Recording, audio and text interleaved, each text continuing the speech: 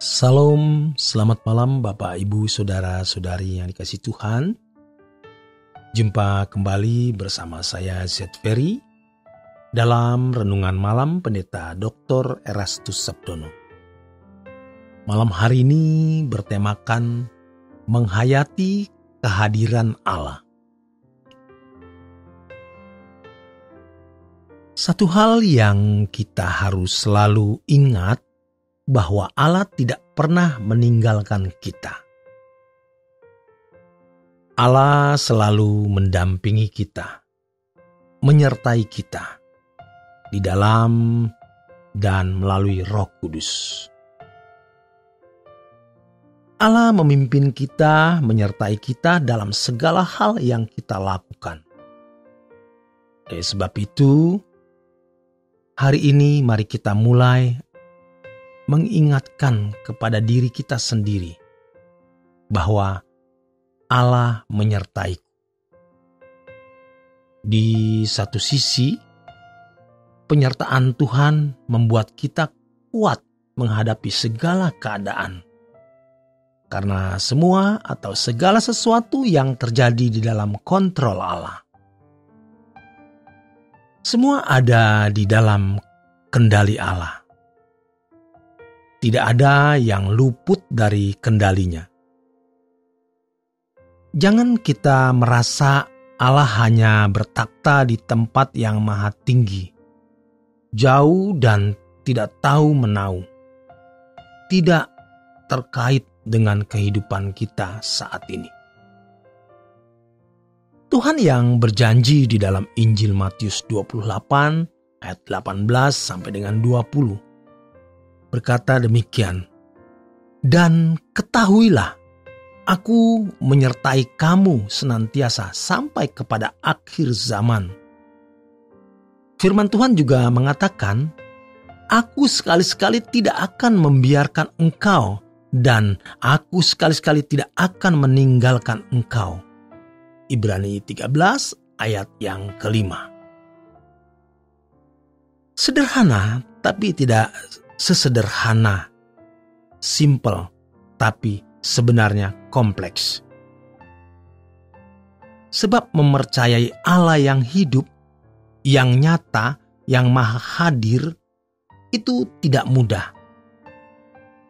Tetapi Allah yang hidup benar-benar akan memenuhi apa yang Dia katakan.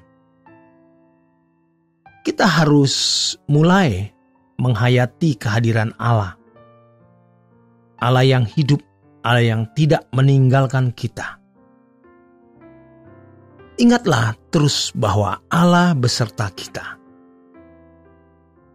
Banyak hal yang harus kita hadapi hari ini, tetapi ingat, kita ada di dalam penyertaan Tuhan. Segala sesuatu dalam kendali Allah. Jadi di satu aspek, keyakinan akan penyertaan Tuhan membuat kita kuat, membuat kita lebih teguh. Dia bukan Allah yang mati. Dia Allah yang hidup dan maha hadir. Tetapi di aspek lain, mengakui dan mempercayai penyertaan Allah menuntut kita harus menjaga hidup kita dari segala sesuatu yang bisa mendukakan dan melukai hati Allah. Jadi kita harus menghayati kehadirannya, dan dengan kehadirannya itu kita menjaga perasaan Allah. Jangan melukai Dia. Dengan kita belajar menghayati kehadiran Allah dan kita berusaha untuk tidak menyakiti hatinya, iman kita akan bertambah. Ini benar-benar satu hal yang akan kita alami. Makin kita meyakini kehadirannya, hati kita makin kuat dan teguh menghadapi segala situasi. Tapi di sisi lain, kita semakin hidup suci, tak bercacat dan tak bercela. Jika ini berjalan beriringan terus, kita akan mengerti apa yang Allah kehendaki dalam hidup kita untuk kita lakukan.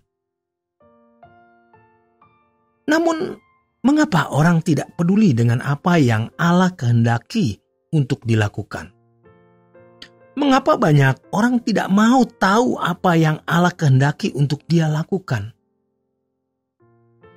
Jawabnya adalah karena mereka tidak menghayati kehadiran Allah. Satu sisi, pasti mereka tidak hidup dalam kesucian Allah.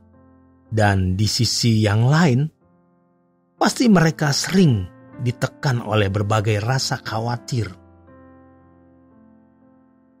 Maka mari kita perintahkan syaraf-syaraf kita perintahkan diri kita untuk meyakini dan menghayati bahwa Allah hidup, Allah hadir, dan bahwa Allah nyata. Supaya di satu sisi kita menjadi kuat menghadapi segala keadaan, dan di sisi yang lain kita menjadi orang yang hidup di dalam kesucian dan kekudusan Allah. Hidup tak bercacat dan tak bercela. Akhirnya kita akan berusaha untuk mengerti apa yang Allah kehendaki untuk kita lakukan dan rencana Allah untuk kita genapi dalam hidup ini. Semua ini akan mengantar kita di hadapan Allah nanti menjadi anak-anak yang berkenan kepadanya. Allah bukanlah satu sosok yang cukup dipercakapkan, cukup diyakini saja. Melainkan Allah adalah sosok yang harus kita rasakan, benar-benar kita alami. Maka kita harus menghidupi Allah yang hidup. Allah yang hadir dalam hidup manusia. Allah yang sudah eksis dari kekal sampai kekal dan hadir dalam tokoh-tokoh iman yang dikisahkan di Alkitab. Allah yang juga kita alami. Kita hidupi di dunia ini, di dunia kita sekarang, dalam persoalan kita. Dia tidak hanya Allah yang membelah Laut Kulsum 3.500 tahun yang lalu. Dia bukan hanya Allah yang mengurapi putra tunggalnya, Yesus Kristus, yang mengubah air menjadi anggur, yang membangkitkan orang mati, yang menyembuhkan orang sakit 2000 tahun yang lalu. Dia juga Allah kita hari ini. Jadi Allah yang dikisahkan di Alkitab adalah Allah yang hari ini kita alami. Kehadirannya, kuasanya, mukjizatnya, berkatnya yang membuat kita takut akan Dia dan menghormatinya. Yang membuat kita tidak sembarangan mengucapkan kata-kata, menulis kalimat di medsos atau gadget kita. Mari kita mulai belajar hari ini menghayati kehadiran Allah setiap saat dan setiap waktu. Demikian kebenaran firman Tuhan malam hari ini. Selamat berjuang, selamat beristirahat. Tuhan memberkati.